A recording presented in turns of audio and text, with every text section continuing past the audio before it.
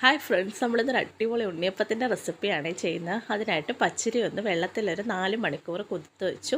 എന്നിട്ട് അതൊരു മിക്സിയുടെ ജാറിനകത്തോട്ട് ഇട്ട് കൊടുത്തതിന് ശേഷം കുറച്ച് ശർക്കര ഒന്ന് പാനി കാച്ചി എടുത്ത് അരിച്ചു വെച്ചു.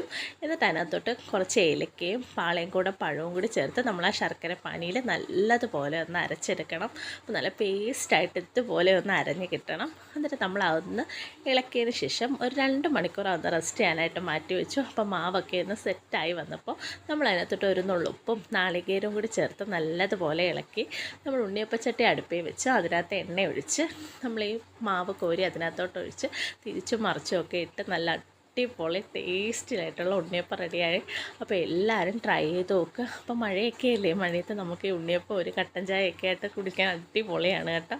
അപ്പോൾ എല്ലാവരും ട്രൈ ചെയ്ത് നോക്കുക. വീഡിയോ ഇഷ്ടപ്പെട്ടാൽ ലൈക്ക് ചെയ്യുക, ഷെയർ ചെയ്യുക, സബ്സ്ക്രൈബ് ചെയ്യുക. അടുത്ത വീഡിയോ കാണുന്നത് വരെ tata bye bye, see U.